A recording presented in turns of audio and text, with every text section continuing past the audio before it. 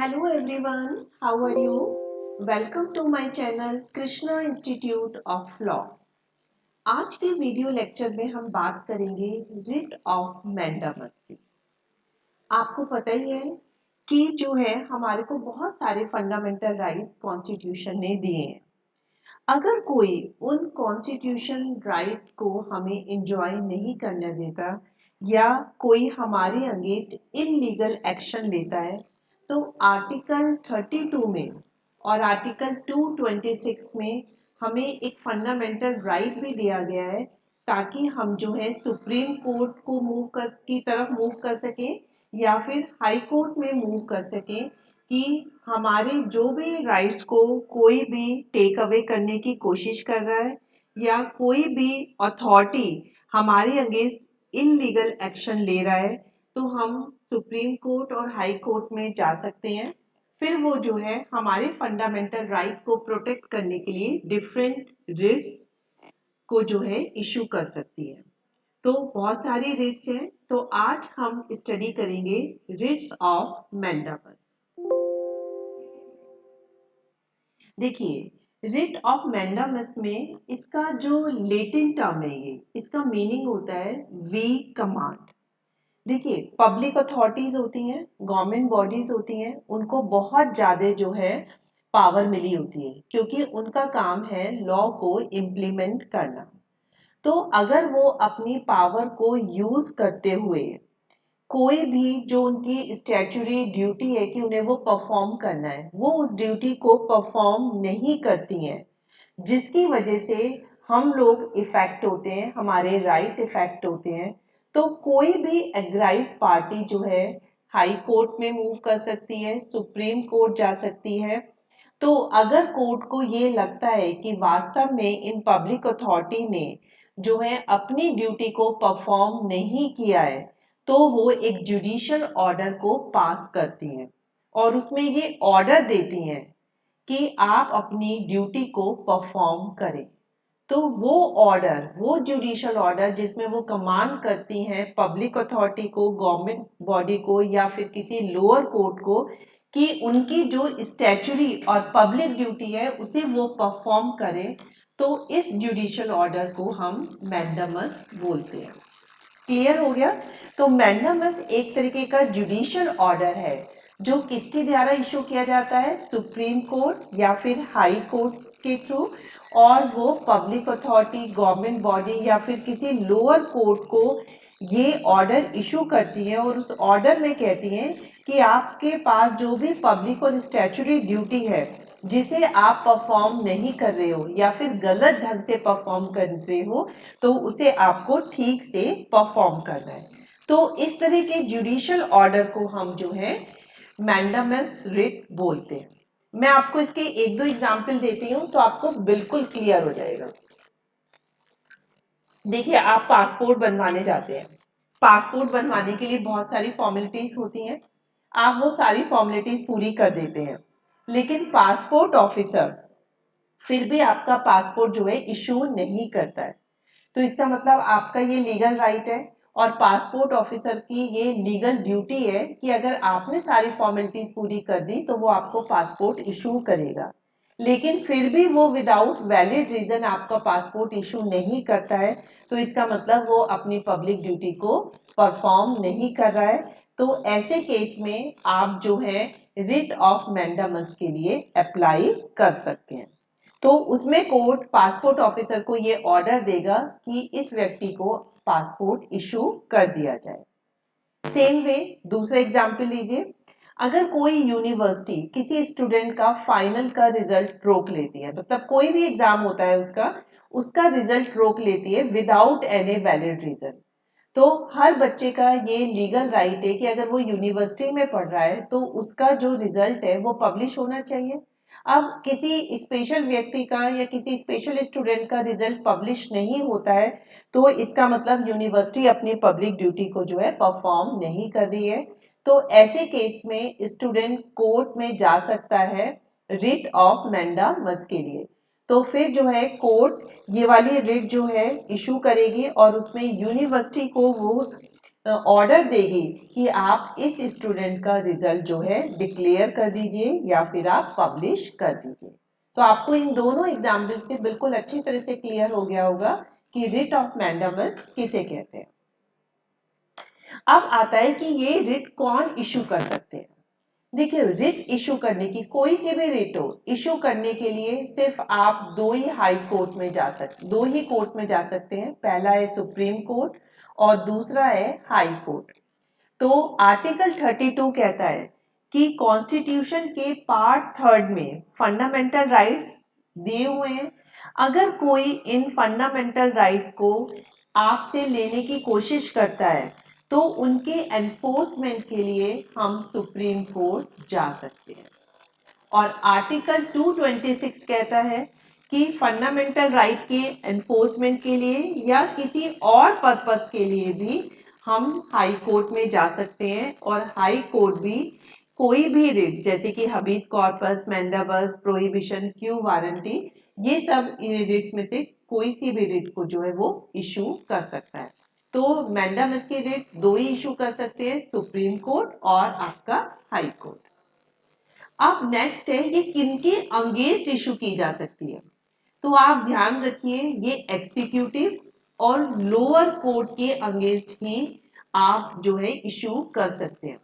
तो एक तो सुप्रीम कोर्ट इशू करता है और एक हाई कोर्ट। तो हाई कोर्ट के अंडर जो भी आपके लोअर कोर्ट्स आते हैं या गवर्नमेंट अथॉरिटीज आती हैं, वही इसको इशू कर सकते हैं।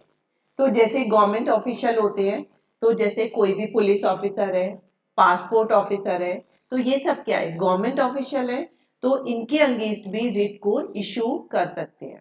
नेक्स्ट है आपका पब्लिक अथॉरिटी, जैसे कि आपकी स्टेट फाइनेंशियल कॉर्पोरेशन हो गया, तो ये पब्लिक अथॉरिटीज के अगेंस्ट भी रिट इशू की जा सकती है। स्टैट्यूटरी बॉडी जैसे म्युनिसिपल कॉर्पोरेशन हो गया आपका, तो अगर ये भी अपनी पब्लिक ड्यूटी को परफॉर्म नहीं कर रहे हैं तो इनके अगेंस्ट भी रिट आपकी इशू की जा सकती है। कोई भी ट्रिब्यूनल हो गया तो आपकी उनके अगेंस्ट भी रिट इशू हो सकती है। कॉर्पोरेशन जो कि पब्लिक ड्यूटी परफॉर्म कर रहे हैं, कॉर्पोरेशन दो तरह की हो सकती है, प्राइवेट कॉर्पोरेशन भी और पब्लिक कॉर्पोरेशन भी। लेकिन रिट ऑफ मैंडामस कभी भी प्राइवेट पर्सन्स के अगेंस्ट इशू नहीं होती है। तो अगर कोई पब्लिक कंपनी है तो वो पब्लिक ड्यूटी को परफॉर्म, उसकी ये ड्यूटी है कि वो पब्लिक ड्यूटी को परफॉर्म करे, तो अगर वो ड्यूटी को परफॉर्म नहीं करती है तो उसके अगेंस्ट भी रिट को इशू कर सकते हैं। तो आपको क्लियर हो गया कि रिट किस किस के अगेंस्ट में इशू होती है। तो नॉर्मली ये पब्लिक अथॉरिटी, गवर्नमेंट एजेंसी और लोअर कोर्ट के अगेंस्ट में इशू की जा सकती है। ये ध्यान रखिए, ये कभी भी किसी private agency, private officer, private person के अगेंस्ट में इशू नहीं होती है। अब हमारा आता है लास्ट टॉपिक इसका कि मैंडामस इशू करने के लिए कौन कौन सी कंडीशंस होनी चाहिए। देखिए, ऐसा नहीं है कि आप किसी भी केस में जो है कोर्ट पे पहुंच जाए कि आप जो है रिट ऑफ मैंडामस को इशू कर दीजिए। उसके लिए भी कुछ कंडीशंस होती हैं। सबसे पहला है कि आपके पास लीगल राइट होना चाहिए। आपके उस लीगल राइट को कोई ब्रीच करने की कोशिश कर रहा है तभी आप कोर्ट में जा सकते हैं। अगर आपका किसी चीज के लिए लीगल राइट ही नहीं है तो फिर आप जो है कोर्ट में मूव नहीं कर सकते हैं, कोर्ट को ये प्रे नहीं कर सकते कि वो मैंडामस की रिट को इशू करे। इसमें एक बहुत अच्छा केस है आपका लीडिंग केस है state of MP versus Mandwara. इस केस में क्या हुआ था, दो स्टेट का मर्जर हुआ था। अब जब दो स्टेट का मर्जर हुआ तो दोनों स्टेट में अलग अलग सैलरी के रूल्स थे। तो अब दोनों स्टेट को मिला के एक स्टेट बना दिया गया।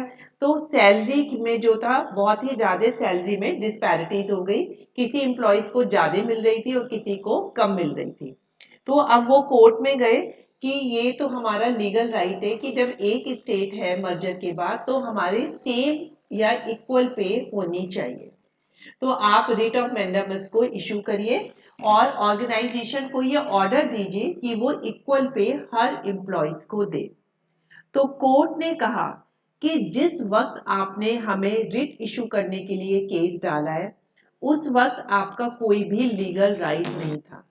अभी तक जो भी आपके ऊपर रूल्स रेगुलेशन चल रहे हैं वो आपकी अपनी अपनी रेस्पेक्टिव स्टेट के चल रहे हैं।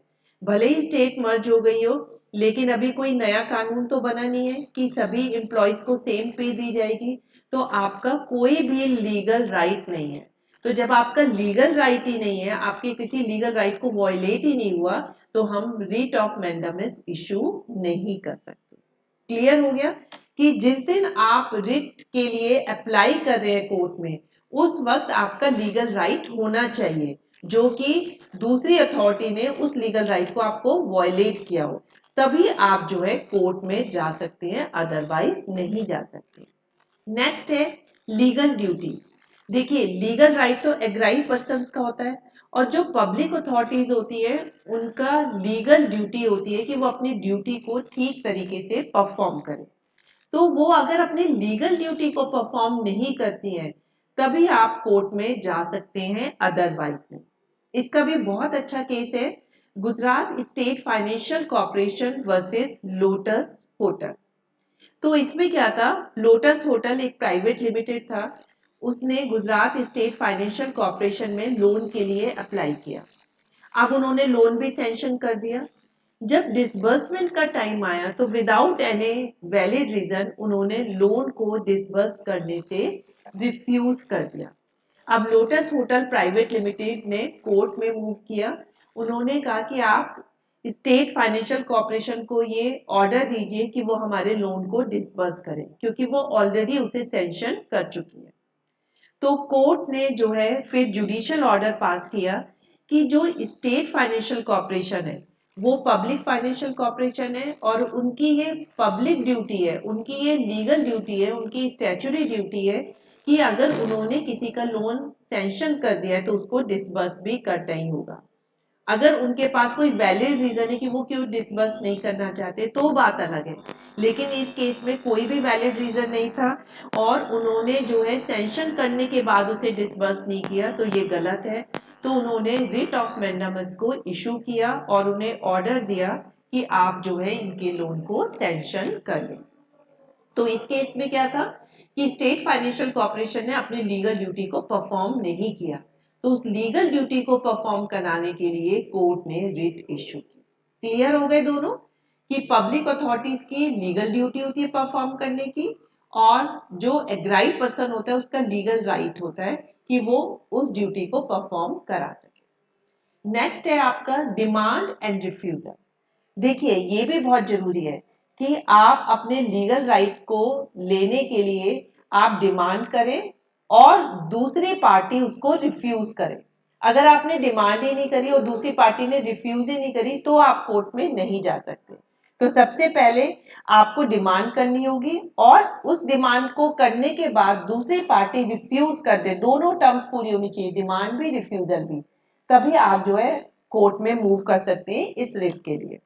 फॉर एग्जाम्पल, म्यूनिसिपल कॉर्पोरेशन की ड्यूटी होती है कि वो आपके गली मोहल्ले में से सारे गार्बेज को हटाए या ड्रेनेज को जो है बिल्कुल क्लीन रखें। लेकिन अगर आप देखते हैं कि आपकी गली के बाहर या आपके घर के पास कोई पार्क है, वहां बहुत सारा गार्बेज इकट्ठा हो रहा है, और आप म्यूनिसिपल कॉर्पोरेशन को बहुत सारे लेटर लिखते हैं कि भाई आप हमारे यहाँ से जो ये सारा गार्बेज हटा दीजिए, फिर भी म्यूनिसिपल कॉर्पोरेशन उस पर ध्यान नहीं देती, इग्नोर करती है और आपके यहाँ से गार्बेज नहीं हटता है, तो इस केस में आपने डिमांड किया और म्यूनिसिपल कॉर्पोरेशन ने रिफ्यूज कर दिया उसे, क्योंकि वो इग्नोर कर रही है, आपके यहाँ से गार्बेज नहीं उठा रही है, तो it is a kind of refusal. तो यहाँ पे डिमांड भी हुआ और रिफ्यूजल भी हुआ, तो आप कोर्ट में म्यूनिसिपल कॉर्पोरेशन के अगेंस्ट जा सकते हैं, और कोर्ट भी म्यूनिसिपल कॉर्पोरेशन को ये ऑर्डर दे सकती है कि वो अपनी ड्यूटी को परफॉर्म करे और गली मोहल्ले से आप सारे गार्बेज को हटाए। उसी तरीके से एक और केस आप देख सकते हैं कि कोई भी गवर्नमेंट एम्प्लॉय है, आपको पता है गवर्नमेंट एम्प्लॉय जब भी रिटायर हो जाते हैं तो उनको पेंशन मिलती है। तो अगर कोई गवर्नमेंट एम्प्लॉय जो है रिटायर्ड हो गया, अब वो जो है अपनी ऑर्गेनाइजेशन को लिखता है कि भाई मुझे पेंशन दे दी जाए, तो इसका मतलब उसने अब डिमांड करी पेंशन की, लेकिन उसका गवर्नमेंट ऑर्गेनाइजेशन उसको पेंशन देती नहीं है, तो वहां पे रिफ्यूज भी हो गया। तो दोनों चीजें हो गई जिस रिटायर्ड गवर्नमेंट एम्प्लॉय ने अपनी पेंशन के लिए लेटर लिखा कि मेरी पेंशन रिलीज कर दी जाए, तो वो डिमांड हो गई और फिर भी गवर्नमेंट ऑर्गेनाइजेशन ने पेंशन नहीं दी तो वो रिफ्यूजल हो गया। तो जब डिमांड और रिफ्यूजल दोनों हो जाते हैं तो उस केस में आप कोर्ट में जा सकते हैं। नेक्स्ट है गुड फेथ। देखिए ऐसा नहीं है कि आप पे कोई वैलिड रीजन ना हो और आप कोर्ट में वैसे ही चले जाएं कि भाई आप फला फला ऑर्गेनाइजेशन के अगेंस्ट जो है रिट ऑफ मैंडेमस इशू कर दीजिए। हमेशा जब आप कोर्ट में जाते हैं तो एक गुड फेथ में जाते हैं, आपको किसी के प्रति कोई मैलाफाइड इंटेंशन नहीं होनी चाहिए। फॉर एग्जाम्पल कोई इंडस्ट्री अपनी इंडस्ट्री को जो है सेटअप कर रही है, अब वो पॉल्यूशन कंट्रोल बोर्ड में अप्लाई करती है एनओसी के लिए कि पॉल्यूशन के अगेंस्ट उनको एनओसी दे दी जाए। अब पॉल्यूशन से निपटने के लिए वो प्रॉपर जो है प्रोसीजर को फॉलो नहीं कर रही है और वो कोर्ट में चली जाती है कि भाई पॉल्यूशन कंट्रोल बोर्ड तो मुझे एनओसी दे ही नहीं रहा है। तो भाई वो एनओसी कैसे देंगे, क्योंकि आपने भी तो जो पॉल्यूशन कंट्रोल बोर्ड ने जो भी रूल्स रेगुलेशन बताए हैं, जो भी प्रोसीजर बताया, हम उन प्रोसीजर को फॉलो ही नहीं कर रहे हैं। तो इसका मतलब यहाँ पे आप गुड फेथ में वर्क नहीं कर रहे हैं। आपको खुद पता है कि आपकी गलती है, तभी आपको एनओसी नहीं मिल रही है और फिर भी आप कोर्ट में जा रहे हैं। तो यहाँ पे कोर्ट रिट ऑफ मैंडेमस को इशू नहीं करेगा। लास्ट है इसका no other adequate legal remedy.